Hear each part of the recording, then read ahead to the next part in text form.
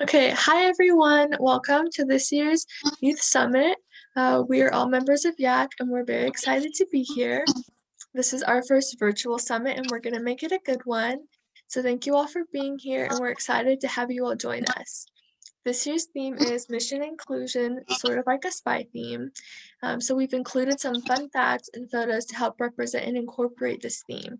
We have several different sessions that you can watch, and we encourage you to check out the other sessions as well after watching this one. For our session, we are going to be talking about eSports. We will discuss different ways to plan your own virtual Special Olympics events, and we will provide some insight into previous events that have been held as well, so that you can keep some certain things in mind when you plan your own event. So let's get started. There are several different games or virtual activities that you could host for your own event. Here are a few examples, but there's such a wide variety of possibilities or things that you could do. Some examples include the Madden NFL games, Rocket League, which is kind of like a futuristic soccer game, Just Dance competitions, and for Just Dance, you could even just play a pre-recorded YouTube video that has like the entire dance recorded, and you could just dance along to that and have a dance off. Or you can play things on Wii Sports, such as bowling or tennis or things like that. So now we have a fun little spy fact. So in 1953, a paperboy acquired a hollowed out nickel containing a ciphered message while collecting for his deliveries. He told the daughter of an NYPD officer, and the news got to the FBI, eventually leading to the arrest and conviction of KGB agent William Fisher 4 years later.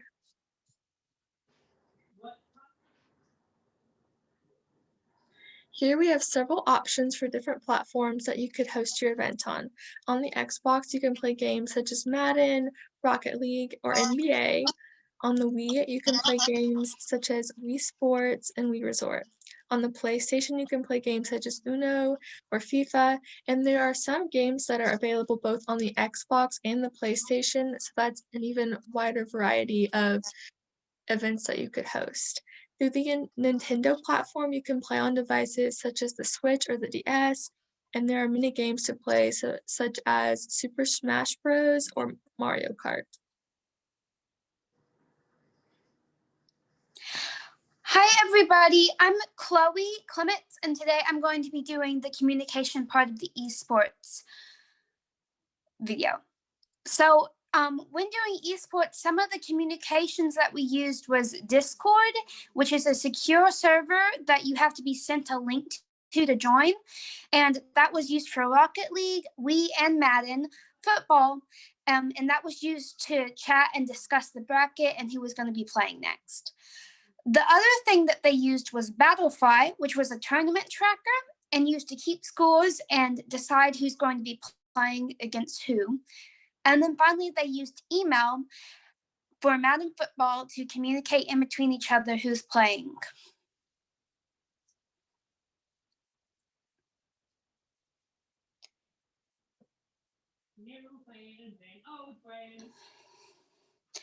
And then here's another little fun spy fact. One of the first American spies was a woman during the Revolutionary War. To this day, her identity is not known and referred to only as Agent 355. She was actually one of George Washington's personal spies and completely vanished near the end of the war. No one knows if she died mysteriously or secretly retired. She collected crucial information from the British to win the war, and to this day remains the only unidentified member of the Cold War spy ring.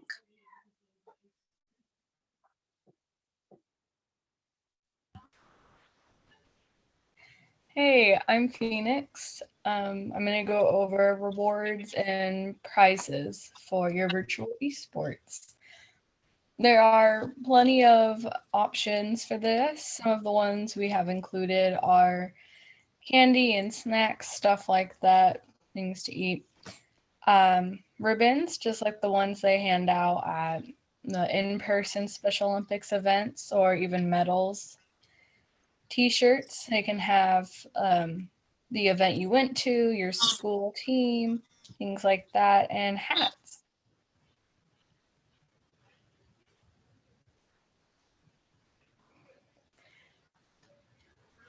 to spread the word for your virtual esports, there are, once again, a lot of options. Social media is a good way to get it out there. Things like Instagram, Twitter, Facebook. If your school has an account on any of those, you can just post on that, or you can make a social media account for your Special Olympics team.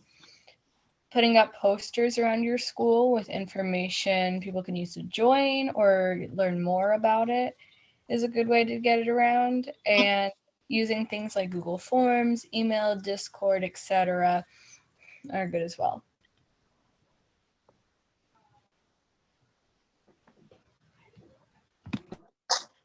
So I'm Harmony, and I'm going to be talking about past events and things to keep in mind for your virtual esports. And one thing I took place in was Rocket League, and there was 15 or so players, and there was difficulties like getting people on the game, getting the account set up, and then getting people to stay concentrated on the game. And we only had 3 systems to play on, but there was like 6 or 7 teams, and it was hard using different things like Discord or to get like signed in for Rocket League.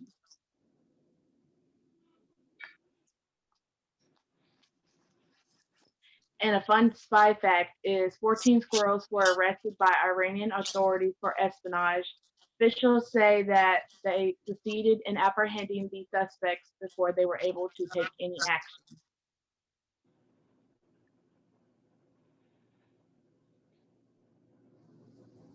So this is where we got our spy facts from. So if you want to look more into them, this is the link that you can check out.